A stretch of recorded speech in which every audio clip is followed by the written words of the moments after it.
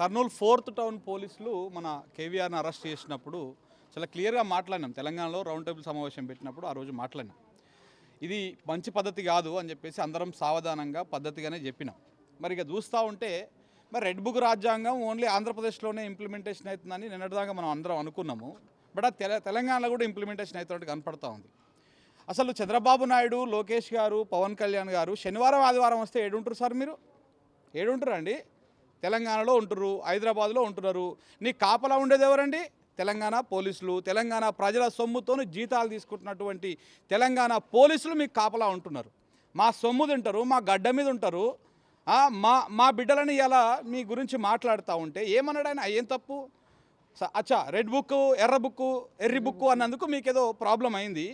మీ TDP నాయకులు, మీ జనసేన నాయకులు, మీ కూటమి నాయకులు, బీజేపీ నాయకులు, మీ టీడీపీ నాయకులు ఎన్నో డిబేట్లలో నేను క్లిప్పులు కావాలంటే పంపిస్తాను మీకు అందరికీ. బాజాప్తా అమలు చేస్తున్నాం రెడ్ బుక్ రాజ్యాంగాన్ని అని చెప్పేసి ఎన్నో టీవీ డిబేట్లలో మాట్లాడారు. ఆ క్లిప్పులు కావాలన్నా? ఎంతమంది మీద దేశద్రోహం కేసులు పెడతారు? పెట్టండి, తీయండి. అరెస్టులు చేస్తారా? ఏమి దొంగలా పోలీసులు? ఆయన ఇక్కడికి వచ్చిన పోలీస్ ఆయన మీది ఇది ఏపీఎస్ పరిధిలోకి వస్తుంది, మీరు ఎవరికి ఇంటిమేషన్ చేసి వచ్చారంటే ఎల్బీనగర్ దగ్గర ఉంది కాబట్టి ఎల్బీనగర్కి చేసేసినాం అని చెప్పారు. అసలు ఇది ఏ లిమిట్సో తెలియదు, మీకు ఏమైందో తెలియదు. వచ్చేసి రాత్రికి రాత్రి ఎత్తుకొని పోతామంటే చూస్తూ ఊకుంటుందా తెలంగాణ సమాజం? బాజాప్తా చెప్తున్నాం లోకేష్ గారు, ఈ పద్ధతి కరెక్ట్ కాదు. మొత్తం ఇది మీ కనుసన్నల్లోనే నడుస్తుందన్న సంగతి ప్రతి ఒక్కరికి తెలుసు.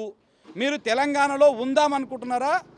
2016-17లో తోక ముడుచుకొని కరకట్టకు పారిపోయినట్టు మళ్ళీ తరుమాలను మిమ్మల్ని. ఇల్లులను కూడా ఖాళీ చేపిస్తాం, బాజాప్తా చెప్తున్నాం.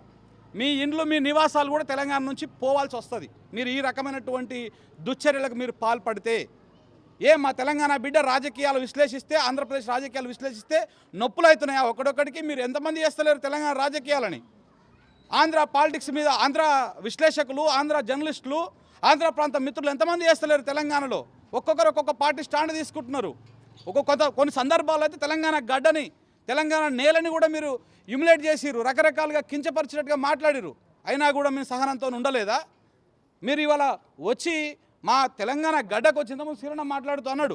ఈ గడ్డకు వచ్చి మా ఇంట్లోకి వచ్చి మీరు డైరెక్ట్ అరెస్ట్ చేస్తాం, తీసుకుపోతాం, మాకు ప్రెషర్ ఉంది, ఇవన్నీ అంటే ఇక్కడ చూస్తా ఎవరు ఊరుకోవట్లేదు.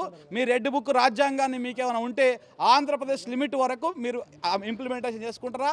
ఏం చేస్తారో చూడండి. ఒకవేళ ఎర్రీ బుక్ అన్నందుకే మీకు కేసులు పెట్టాల్సి వస్తే రెడ్ బుక్ రాజ్యాంగం పేరు పెట్టినందుకు లోకేష్ మీద కేసు పెట్టాలా? దాన్ని ఇంప్లిమెంటేషన్ చేస్తున్నామని చెప్తున్నందుకు టీడీపీ నాయకుల మీద కేసులు పెట్టాలా?